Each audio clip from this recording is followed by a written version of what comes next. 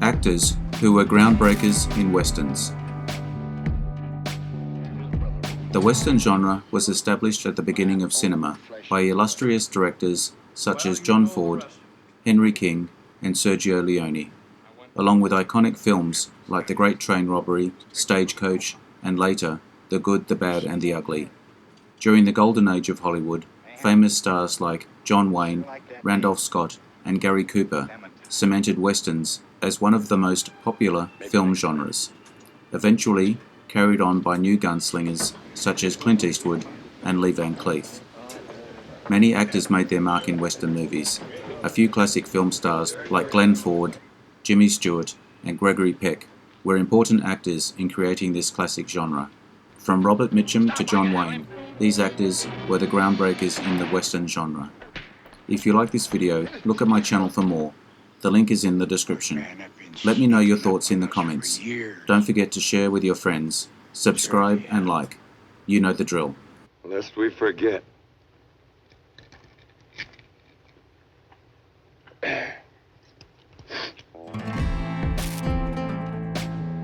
Robert Mitchum, universally known for his anti-heroes and film noir roles in classics like The Night of the Hunter and Out of the Past. Mitchum was also well known in westerns. Mitchum moved to Hollywood in the 1930s and was encouraged to join a local theatre group. After taking on numerous minor parts, he signed a contract when he starred in a series of B-westerns. Mitchum may have been the king of film noir.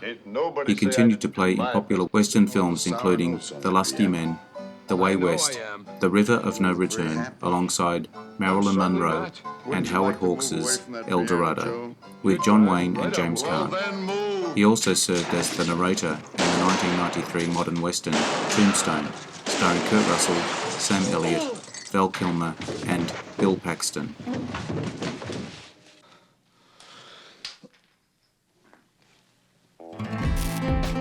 James Stewart, known for his drawl and playing everyday man roles, like George Bailey in the classic It's a Wonderful Life. He also appeared in epic westerns that earned him his place in this video. He appeared on Broadway before earning his breakout role in Frank Capra's comedy You Can't Take It With You. Stewart played in signature westerns including How the West Was Won, Winchester 73, and famously The Man Who Shot Liberty Valance, starring John Wayne and Lee Marvin, reuniting with Wayne for what turned out to be the Duke's final film, The Shootist, also providing the voice of Wiley Burp in Steven Spielberg's animated western An American Tale, Five All Goes West, Stewart's last role.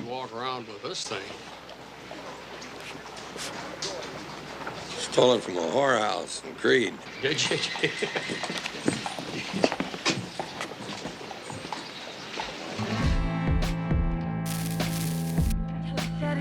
Gregory Peck. Peck was one of the most popular stars in Hollywood in the 1940s, while he's recognized by most for his role as Atticus Finch in To Kill a Mockingbird. He also appeared in iconic westerns during his career. He started his film career in other genres and popular films, including Alfred Hitchcock's Spellbound and The Yearling. Peck played his first against-type part as a cruel dude in the 1946 western Jewel in the Sun, and began the 50s off with one of his most famous westerns, The Gunfighter, earning an offer for the main role in High Noon, turning it down for fear of being typecast as a western star. Despite this, Peck went on to appear in westerns including The Bravados and How the West Was Won. Henry Fonda. Fonda was a Broadway star, making his film debut in the 1935 film The Farmer Takes a Wife. He appeared in the romantic western The Trail of the Lonesome Pine, the first Technicolor movie filmed outdoors, going on to star in westerns like Jesse James and Drums Along the Mohawk, directed by John Ford. After serving in World War II, Fonda returned to reunite with Ford in the western My Darling Clementine as Wyatt Earp, starring in more westerns like The Tin Star, Fort Apache with John Wayne and Shirley Temple, and The Oxbow Incident. Known for his humble, good guy persona, eventually Fonda took on darker roles later in his career, notably as the villain in the 1962 star-studded movie How the West Was Won, considered one of the best westerns of all time. Tell him to throw him up and then watch which way his hands move. If they go up, you got yourself a prisoner. If they go down, he's dead. Or you are. A decent man doesn't want to kill. Lee Van Cleef, famous for his piercing eyes and chiseled bone structure. Van Cleef was a spaghetti western star, appearing in over 150 movies, most famous for his part as the outlaw, Angel Eyes, in The Good, the Bad and the Ugly, making his first feature film appearance in the Oscar-winning western High Noon. After a major car accident, Van Cleef received serious injuries. His career started to decline, but in 1965, Italian director Sergio Leone offered him the co-lead role in For a Few Dollars More, alongside Clint Eastwood. He continued to work with Leone in all the Dollar Trilogy films, also starring in other spaghetti westerns, such as Death Rides a Horse, The Grand Duel, and Day of Anger.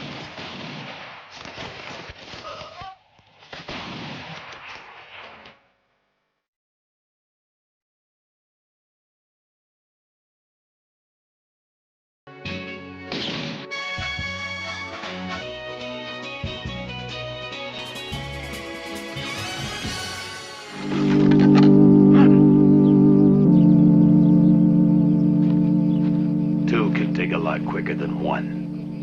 Dig. You're not digging.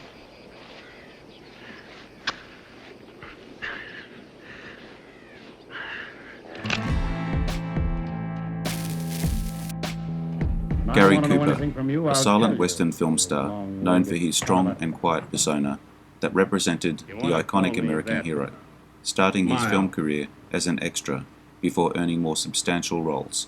By 1927, his first lead roles were in two westerns, Arizona Bound and Nevada, one of a few stars who transitioned into the talkies, reaching star status with his first talking picture, The Virginian. By the 40s, Cooper moved into other genres, starring in classic movies such as The Pride of the Yankees and Mr. Deeds Goes to Washington, all the while appearing in westerns. Of all of Cooper's westerns, he's mostly known for his performance in the western High Noon, winning him his second Academy Award win for Best Actor. I'll swear in a bunch of special deputies, and with a posse behind me, maybe there won't even be any trouble. You know there'll be trouble. Then it's better to have. Glenn Ford. Ford could draw and fire a gun in 0.4 seconds. Credited as the fastest gun in Hollywood, beating out even The Duke and Gunsmoke star James Arness. He first started acting in high school productions and worked in small theatre groups after graduation.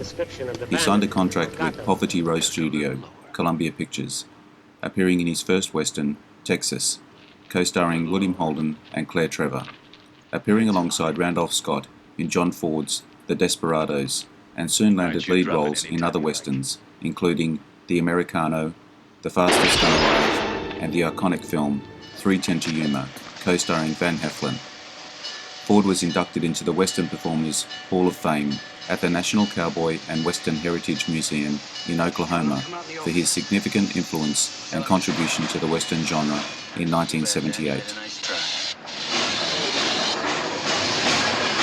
We'll be on that baggage car.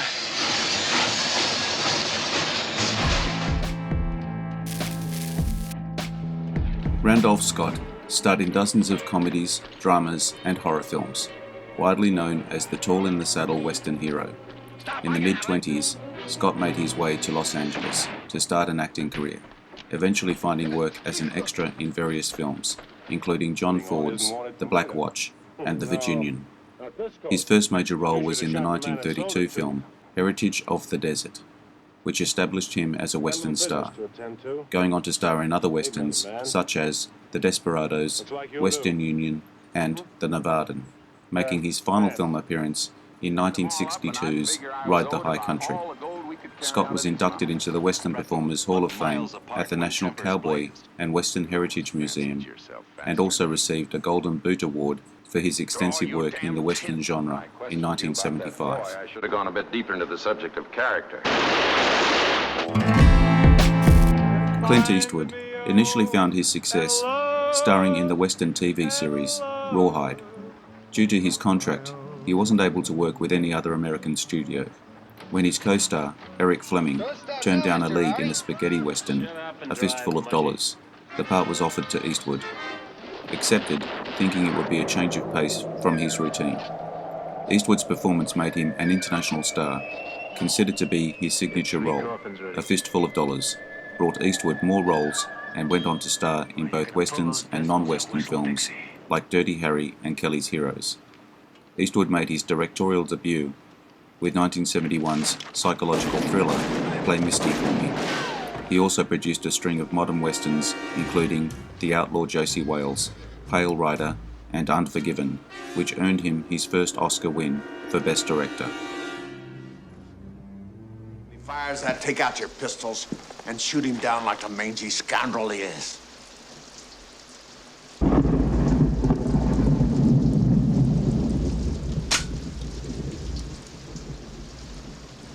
Misfire. Kill us! John Wayne.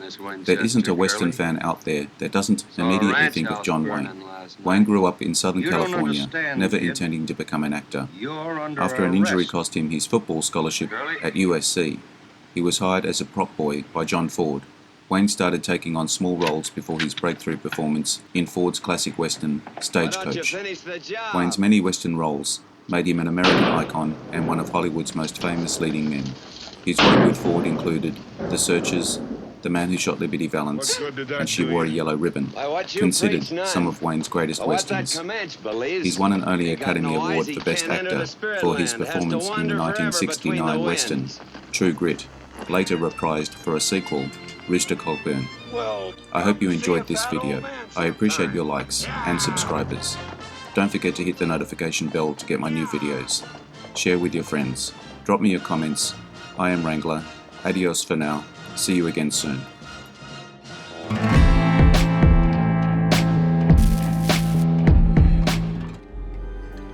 Interesting facts about famous people.